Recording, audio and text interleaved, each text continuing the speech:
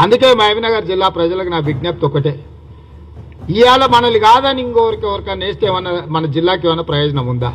10 ఏళ్ల నుంచి నరేంద్ర మోడీ ప్రధానమంత్రి కదా, అర్ణమ్మ 5 ఏళ్ల నుంచి ఆ పార్టీలనే ఉంది కదా, పోయినసారి కూడా పోటీ చేసింది కదా. మరి 5 ఏళ్లలో మనకేమన్నా ఆర్డీఎస్ మొత్తం ఏమన్నా దీపించి కాలువలు దోపించి కర్ణాటక నుంచి నీళ్ళు తెచ్చినా? ప్రధానమంత్రి క్యాండిడేటే లేడు, ఓటు ఎవరికి వేయాలయ్యా? ఎందుకు వేయాలయ్యా?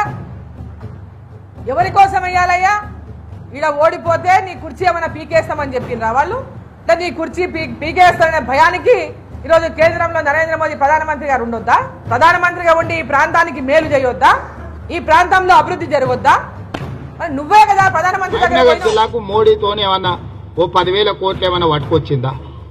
మరి ఆ మొత్తం ప్రధానమంత్రినే జాతీయ ఉపాధ్యక్షురాలు ఉండే డీకే అర్ణమ్మ జాతీయ ఉపాధ్యక్షురాలుగా పాలమూరు రంగారెడ్డి ఎత్తిపోతల పథకానికి జాతీయ హోదా తెచ్చుండొచ్చు కదా. నువ్వు మాత్రం జాతీయ ఉపాధ్యక్షురాలు తెచ్చుకున్నావు, మహబూబ్నగర్ కు పాలమూరు రంగారెడ్డి ఎత్తిపోతలకు మాత్రం జాతీయ హోదా ప్రాజెక్టుకు తీసుకురావాలి. విమర్శలు చేస్తే మర్యాద ఉండదని చెప్పి నేను హెచ్చరిస్తా ఉన్నా. పాలమూరు రంగారెడ్డి తెచ్చిందా, జాతీయ హోదా తెచ్చిందా? నువ్వేం బీకినావు? ఏం బీకినావు? నువ్వు పార్లమెంట్ సభ్యుడిగా ఉన్నావు కదా, ఏం బీకినావు నువ్వు చెప్పుడా?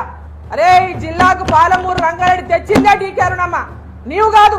పాలమూరు రంగారెడ్డి ఎట్టకెళ్ళొచ్చింది తెలుసా నీకు? రేవంత్ రెడ్డి గారు తెలుసా ఎట్టకెళ్ళొచ్చిందా పాలమూరు రంగారెడ్డి? ఎక్కడ ఉన్నావు నువ్వు ఆ రోజు? ఎక్కడ ఉన్నావు నువ్వు ఆ రోజు? ఈరోజు పెద్ద పెద్ద మాట డైలాగులు కొడితే అయిపోయింది.